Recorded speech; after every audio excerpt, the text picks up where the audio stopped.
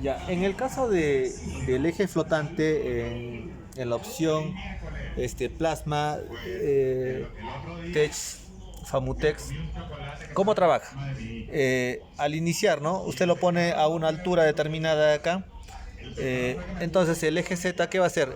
Empieza a cortar, se va a desplazar al punto inicial donde va a cortar, luego va a ir bajando hasta que choque a la plancha, la antorcha. Al chocar va a ser un pequeño rebote, un pequeño regreso hacia arriba, así no sé si se muestra, el cual el sensor va a ser activado por esta planchita de acá. Entonces es como que va a reconocer la altura de la plancha, ¿ya? Entonces de ahí va a empezar a cortar. Entonces una vez que reconoce,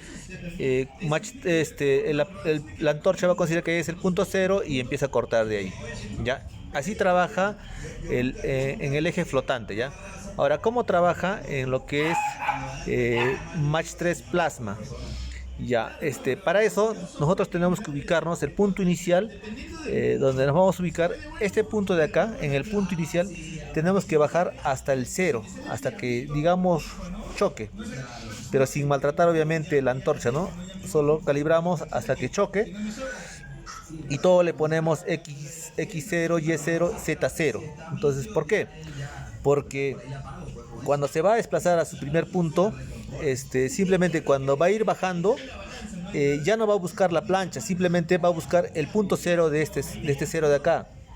Entonces, si la plancha, digamos, acá está parejita, entonces va a llegar al punto cero donde debe ser y va a empezar a cortar, ¿ya? Pero ¿qué problema sucedería? Si la plancha está, digamos, inclinada o está inclinada para el otro sentido, entonces a veces va a quedar un poco lejos del eje, del punto cero de la plancha, ¿ya? Entonces esa es la diferencia que tiene con el otro sistema, ¿no? Con el otro postprocesador que es de Famutex, ¿entiende? Entonces ese es el único inconveniente, pero después solo es al inicio, porque después, una vez que empiece a cortar, ya el control de altura se va a encargar de acomodarlo a la altura. Por eso les decía que ya depende cómo lo quieran trabajar, ¿no? Entonces, tienen esa opción. Y la otra opción era el Z0.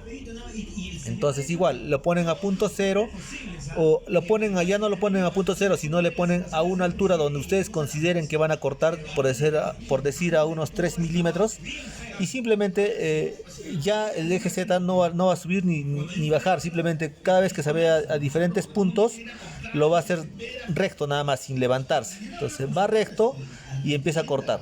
Entonces la ventaja, como tiene control de altura, se va a mantener la altura, pero ya en cada desplazamiento no va a levantar, simplemente va a caminar así nada más por abajo nada más. Esas son las tres diferencias que tiene, las tres formas de utilizar ya los postprocesadores. En este caso hemos generado el código G con, así se dan cuenta, acá dice postprocesador Plasma THC 300 Famutex, ¿verdad? Ahí se lee. Entonces, ¿qué va a suceder, no? Acá tenemos ya el eje Z000. Allá el eje Z en la máquina simplemente ponemos más o menos a una altura que consideremos. No necesitamos calibrar primero el eje Z a punto cero, no necesitamos ponerlo a 3 milímetros, nada. Simplemente más o menos que esté a 1 centímetro, 2 centímetros el eje Z, no hay problema. ¿Por qué? Porque luego, porque al iniciar, ¿qué va a suceder? Se va a ir al punto de inicio, iniciamos, entonces se va al punto de inicio, baja, y el eje Z va a buscar la plancha, ¿no? Entonces, hasta que active el sensor, encuentra la plancha y empieza a cortar, ¿no? Y ahí empieza a cortar, ¿no? En este caso lo tenemos apagado el plasma, pero ya está trabajando cómo trabaja el eje flotante, ¿no? Del postprocesador. ¿Ya? Esa es la forma de trabajar. Entonces ahí empieza a trabajar. Eso sería todo en cuanto a la capacitación.